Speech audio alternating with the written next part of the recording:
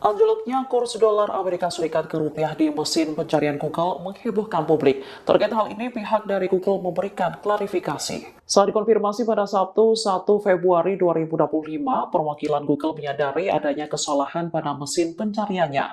Kesalahan tersebut ada pada data pihak ketiga. Saat ini pihaknya telah menghubungi penyedia data untuk memperbaiki kesalahan secara cepat.